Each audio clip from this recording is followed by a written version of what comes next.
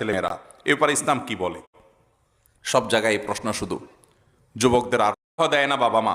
আমাদের সমাজে প্রচলিত আছে সন্তান নিজের পায়ে দাঁড়ানোর আগে বিবাহ দেয় না বাবা মা, কিন্তু এই বিবাহ না দেওয়ার কারণে নানান অন্যায় কাজে লিপ্ত হয়ে যায় ছেলেমেয়েরা। এ ব্যাপারে ইসলাম কি বলে? সব জায়গায় এই প্রশ্ন শুধু যুবকদের আর্তনাদ, আহাজারি। মুরব্বীরা বোঝে না। আল্লাহ তাআলা আমাদের চাচা জেঠাদেরকে, মুরব্বীদেরকে হেদায়েত দান করুন। যুবকদের কষ্টগুলো যেন তারা বুঝে সেই তৌফিক দান করুন। আমি প্রায় সময় বলি, বাবারা আপনারা কত বছর বয়সে বিয়ে করছেন? বুকে হাত দিয়ে বলতে পারবেন? বেশিরভাগ ছোট ছোট থাকতে বিয়ে করছেন, ঠিক না ভাই? ঠিক। চাচিরা আপনাদের বিয়ে হয়েছে কত? যায় দেখেন বেশিরভাগ চাচি জেঠিদের বিয়ে হয়েছে 12, 13, 14 বছর বয়সে, ঠিক না ভাই? ঠিক। আপনারা সবাই অল্প বয়সে বিয়ে করছেন। আপনাদের এত অল্প বয়সে বিয়ে না করলেও চলতো। আপনাদের এই বয়সে বিয়ে না করলেও, কারণ আপনাদের আমলে এত ফিতনা চতুর্দিকে ছিল। আরে এখন যত ফিতনা, যুবকরা নিজেদের চরিত্র বাঁচাতে পারে না, চতুর্দিকে তাদের উপরে ফিতনা মাথার উপরে এসে পড়ে। এখন আপনার চাইতে আরো আর্লি তার বিয়ে দেওয়া উচিত, যদি তার চরিত্র হেফাজত করতে হয়। এজন্য মুরব্বীরা পায়ে দাঁড়ানো বলতে কি বুঝান বলেন? পায়ে দাঁড়ানো মানে কি? বলে যে আগে নিজের পায়ে দাঁড়াও তারপর বিয়ে দিব। আরে বাবা, সে কি আরেকজনের পায়ে দাঁড়াইছে? সে নিজের পায়ে দাঁড়াইছে না। এই পায়ে দাঁড়ানো মানে হলো গাড়ি বাড়ি করো, লাখ লাখ টাকা কামাই করো। ভালো করে শুনে রাখেন, স্ত্রীর মহারণা দেওয়া এবং কোনো মতে স্ত্রীর ডাল ভাত জোগাড় করার যদি ক্ষমতা থাকে, তাহলে সেই সন্তানকে চরিত্র হেফাজতের জন্য সে বিয়ের উপযুক্ত হলে বিলম্ব না করে তাকে বিবাহ দেওয়াটা অভিভাবকের কর্তব্য। আল্লাহ কোরআনে কারিমে ওয়াদা করেছেন। কি ওয়াদা দেখেন? আনকিহুল আয়ামা মিনকুম ওয়াস-সালিহিনা মিন ইবাদিকুম ওয়া ইমাইকুম ইন ইয়াকুনু ফুকারা ইউগনিহিমুল্লাহু মিন ফাদলি। আল্লাহ ওয়াদা করেছেন তোমাদের ছেলে মেয়েদেরকে, অধীনস্থদেরকে বিয়ে দিয়ে দাও উপযুক্ত হওয়ার পর। তাদের যদি একটু টানাটানি থাকেও, পায়ে দাঁড়াতে যদি আদা পায়েও দাঁড়ায়, আল্লাহ রাব্বুল আলামিন বিয়ের বরকতে, বিয়ের কল্যাণে তাদের অভাব দূর করে দিবেন। একটা আসর আছে একজন সালাফ থেকে, আজাবান লিমান তালাবাল গিনা মিন গায়রি নিকাহ। বলেন যে আমার আশ্চর্য হয় ওই লোককে দেখে যে লোক চায় যে তার পয়সা পাতি হোক, অথচ বিয়ে করে না। তাইলে বোঝা গেল যে বিবাহের মাধ্যমে আল্লাহ তাআলা বারাকা মুসলমানের জীবনে দান করেন। আমি আমার কথা বলতে পারি, আমার বিয়ের আগে স্যালারি ছিল খুব অল্প, ইনকাম ছিল খুব কম। মিরপুরে দারুল ইরশাদ মাদ্রাসায় পড়াইতাম, 2800 টাকা দিয়ে শুরু করছি, এরপরে বাড়ে 3000 টাকা হয়েছে। এক মসজিদে জুমা পড়াইতাম মিরপুর 10 নম্বরে, সেখানে পার জুমা 500 টাকা দিত, 4 জুমায় 2000 টাকা। এই হলো বেতন, 5000 টাকা। কিন্তু বিয়ে করার পর আলহামদুলিল্লাহ সেটা প্রায় 4 গুণ বেড়ে গেছে। আল্লাহ তাআলা বারাকা দিয়েছেন। ইমানদার সে বিশ্বাস থাকতে হবে। আল্লাহ ওয়াদা করেছেন ইয়াকুনু ফুকারা ইউগনিহিমুল্লাহু মিন ফাদলি। তোমাদের সন্তান সন্ততিদের একটু টাকা পয়সার টানাটানি আছে, মোটামুটি ডালভাতটা সে জোগাড় করতে পারে, সে একেবারে অলস না, চেষ্টা করে, পরিশ্রম করে, তো তার চরিত্র হেফাজতের জন্য বিয়ে দাও। যদি তাদের একটু অভাব থাকেও, টানাটানি থাকেও, আল্লাহ রাব্বুল আলামিন সেটা দূর করে দিবেন, আল্লাহর ওয়াদা আছে। অতএব অভিভাবকরা, বাবারা, আপনারা জানেন না আপনাদের অজান্তে ছেলেমেয়েরা কত গুনাহে লিপ্ত হয়ে যায়। মেয়েদের সাথে ফেসবুকে, অনলাইনে, অফলাইনে চ্যাটিংয়ের জেনা, চোখের জেনা, মনের জেনা, কথার জেনা, সরাসরি জেনা কতভাবে লিপ্ত হয়ে যায়। মনে রাখবেন, সে তো পাপিষ্ট হবেই তার পাপের কারণে। আপনি অভিভাবক, তাকে বিয়ে দিতে বিলম্ব করেছেন, আল্লাহর কাঠগড়ায় আপনি তার প্রত্যেকটা পাপের জন্য দায়ী হবেন, আসামি হবেন। আল্লাহ আমাদের মুরব্বীদেরকে হেদায়েত দান করুন, চাচাদেরকে আল্লাহ তাআলা হেদায়েত দান করুন, চাচিদেরকে আল্লাহ তাআলা হেদায়েত দান করুন। ছেলে মেয়েদেরকে তাড়াতাড়ি বিয়ে দিবেন তো ইনশাআল্লাহ। অনেক যুবকরা বলে যে হুজুর বাবা মাকে বুঝাতে পারি না। আমি বলি আমার কাছে ফুসলা ফাসলা নিয়ে আসতে পারলে আমি বুঝাই দেবো ইনশাআল্লাহ, আমি বুঝাই দেব। এলাকার আলেম ওলামাদেরকে একটু চা পানি খাওয়াবেন, আমাকে তো আর সবাই পাবেন না। এলাকার আলেম ওলামাদেরকে, ইমাম সাহেব, খতিব সাহেবদের একটু চা পানি খাওয়াবেন, চাইনিজ খাওয়াবেন। খাওয়ায় বলবেন হুজুর আপনার কাজ হলো আমার বাপকে পটানো, যেভাবেই হোক সুন্দর করে হাদিয়া তোফা দিয়া হুজুরকে বুঝাই দিবেন। এবার হুজুর আপনার বাবারে সুন্দর করে আল্লাহর ভয় দিয়ে সতর্ক করবেন। আমার কথা না ভাই, হাসির কথা না। নবী করিম সাল্লাল্লাহু আলাইহি ওয়াসাল্লাম বলেছেন তোমাদের সন্তানরা যখন বিয়ের উপযুক্ত হয় দ্রুততার সাথে তাদেরকে বিয়ে দাও, যদি না দাও, উপযুক্ত হওয়ার পর যদি বিয়ে দিতে বিলম্ব করো, গড়িমসি করো, 25, 30, 35 পর্যন্ত পার করে দেয় অনেকে, এরকম যদি গড়িমসি করো, তাহলে যে ফিতনা ফাসাদ গোটা পৃথিবীর সমাজে চতুর্পাশে ছড়িয়ে পড়বে। আজকে বিয়েকে আপনারা আটকে রেখেছেন, কঠিন করেছেন, বিলম্ব করছেন, এই জন্য সমাজে জেনার পরিমাণ বাড়ছে। আর্লি ম্যারেজ সময় হওয়ার পর, একেবারে সময় হয় না বাচ্চা মানুষ বিয়ে দিতে আমি বলি না, সময় হওয়ার পর, উপযুক্ত হওয়ার পর দ্রুততার সাথে বিয়ে করার যে ফজিলত আছে, এই ফজিলতটা একটু শুনেন।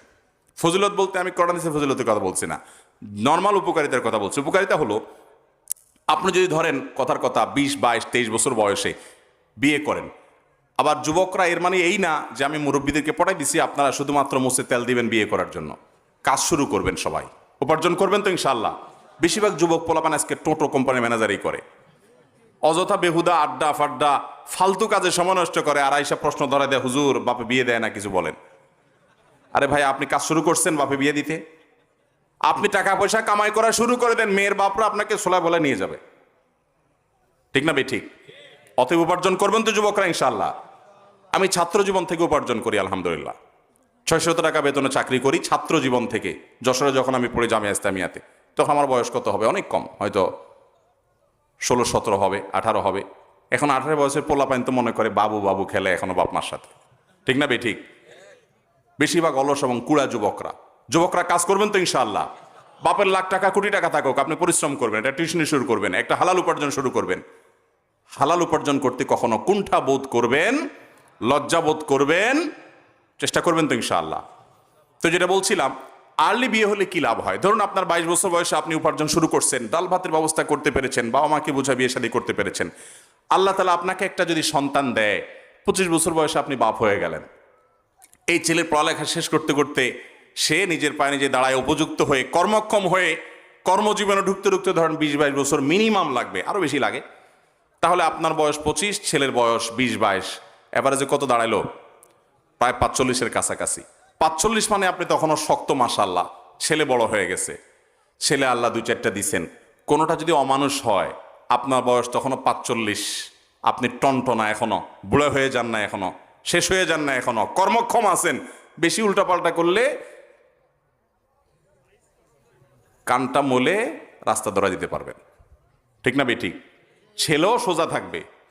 আর যদি আপনার বয়স 30-এর পরে বিয়ে করেন, এরপরে বলেন না এত সকাল বাচ্চা নিতে হয় না, 2-4-5 বছর যাক, 35 পার হওয়ার পরে বাচ্চা নেওয়ার চিন্তা করলেন, বাচ্চা হইতে হইতে 38 হলো, 38-এর পরে আপনার বাচ্চা হলো, বাচ্চা হওয়ার পরে এই বাচ্চা পড়ালেখা করে কর্মক্ষম হয়ে কাজ টাজ করা শুরু করবে, উপার্জন করা শুরু করবো, সেই জন্য 25 বছর দরকার। আর 30 + 25 কত হলো?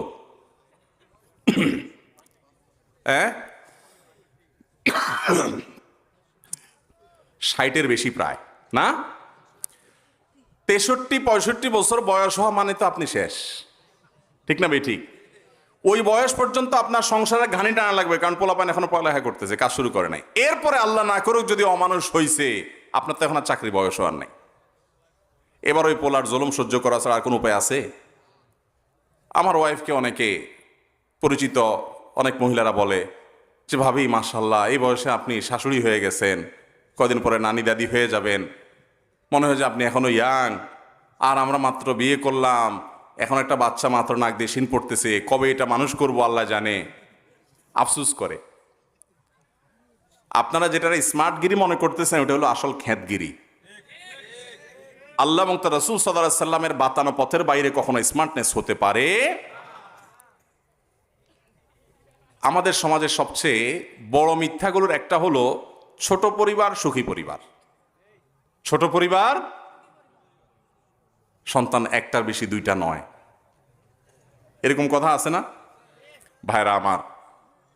আমাদের মুরব্বীদের যাদের 5টা 7টা করে সন্তান, খবর নিয়ে দেখেন যে তাদের ওই 5-7টা সন্তানের মধ্যে এমনি হুদা ছেড়ে দিলেও 2-1টা মানুষ হয়ে গেছে, ঠিক না ভাই ঠিক? আর আপনার আছেই একটা, ওইটা যদি অমানুষ হয় তো শেষ আপনার অলে মলে, ঠিক না ভাই ঠিক? ভাইরা আমার, মানুষের জন্ম এটা যে কোনো সমাজের জন্য ভালো, খারাপ কিছু না। মানুষ সম্পদ, মানুষ বোঝা না। চায়নার মতো দেশ, কোটি কোটি, চায়না জনসংখ্যা কত? 100 কোটি না? না আরো বেশি? 100 কোটির উপরে। আচ্ছা 120 হোক 150 কোটি হোক, যাই হোক, আমাদের চাইতে কত বেশি। সেই চায়নায় জন্ম নিয়ন্ত্রণ করতে করতে করতে এখন এমন একটা পর্যায়ে আসছে, সরকার পাম্পট্টি দিয়ে টাকা পয়সা দিয়ে পাবলিক রে আর মানুষের জন্মের হার বাড়াতে পারছে না। ক্রাইসিস শুরু হয়ে গেছে। বোধহয় মাসখানেক আগে সময় টিভির মতো একটা বাংলাদেশের নিউজ চ্যানেল, সেখানে একটা নিউজ দেখলাম, ইটালির সরকার কোনোভাবেই মানুষের জন্মের হার বাড়াতে পারছে না। বাচ্চা জন্ম নিলে মারে পুরস্কার, বাপের পুরস্কার, সন্তানের পুরস্কার, টাকা পয়সা, ভাতা, এটা সেটা, সুবিধা, বাচ্চা হোক, বাচ্চা আর হয় না। ভাইরা, কেন জানেন? বিবাহ বহির্ভূত সম্পর্ককে তারা বৈধ মনে করেছে, অ্যাপ্রিসিয়েট করেছে, যেন বিয়ের দরকার হয় না। আর বিবাহিত সম্পর্ক তো শুধু ভোগের ব্যাপার, এখানে বাচ্চা সংসারের ঝামেলা কেন যাবে? আর জন্ম নিয়ন্ত্রণ করতে করতে এই ক্রাইসিস শুরু হয়ে গেছে। প্রেডিকশন বলছে আমাদের দেশেও মানুষের জন্মের হার কমতে কমতে যেই লেভেলে আছে, এটা আরো 10-15 বছর পরে এমন একটা লেভেলে যাবে যে আমাদের সংকট শুরু হয়ে যাবে। আমরা বলি ছোট একটা দেশ, 18-20 কোটি মানুষ, মানুষের মাথা মানুষে খায়, যদি জন্ম নিয়ন্ত্রণ না করি কেমনে চলতে পারবো? মনে রাখবেন, জন্ম নিয়ন্ত্রণ অথবা বিবাহ বহির্ভূত সম্পর্ক এগুলো চরম পর্যায়ে করতে করতে একটা সমাজের ভিতরে মানব সভ্যতা হুমকির মধ্যে পড়ে যাবে।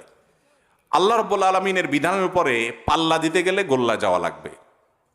আল্লাহর বিধানের সাথে পাল্লা দিতে গেলে কোথায় যাওয়া লাগবে? গোল্লা যাওয়া লাগবে। বুঝবে একটু পরে। স্বাধীনতা দিতে দিতে বলে যে মেয়েরা যা খুশি তা করুক, এরপরে ধর্ষণ কোনোভাবে থামাইতে পারে না, ইফটিজিং কোনোভাবে থামাইতে পারে না, এরপরে বলে না একটু শালীন পোশাক পরার দরকার আছে।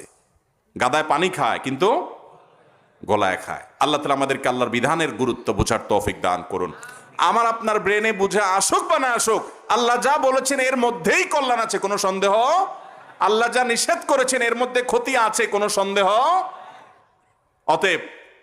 অতএব আমরা যেন এই বিষয়টাকে খুব ভালো করে রপ্ত করি, খুব ভালো করে বুঝি যে সন্তান নিজের পায়ে দানোর নাম করে সন্তানকে বুড়া বানায় ফেলবেন, 30-32 বছর বয়স করে ফেলবেন, তাকে বিয়ে দিবেন না, এটা জায়েজ নাই। আমি পল্টনে একটা হোটেল উদ্বোধন করতে গেছি, তো এক যুবক দেখি তার বাপের এরকম হাত ধরে টানতে টানতে নিয়ে আসছে আমার কাছে। আয়সা বলে, হুজুর আপনার বহুদিন খুঁজছি, আজকে কেমনে কেমনে সামনে পেয়ে গেছি, এই যে আমার বাপ বিয়ে দেয় না আমারে, বলেন কিছু। আমি তো তাজ্জব হয়ে গেলাম যে এটা কি, ডাইরেক্ট বাপের হাত ধরে ব্যাপারটা নিয়ে আসছে, বলে আমার বাপের একটু ধরেন আপনি। তাই বললাম মাশাআল্লাহ, তোমার মতো সাহসী ছেলে হলে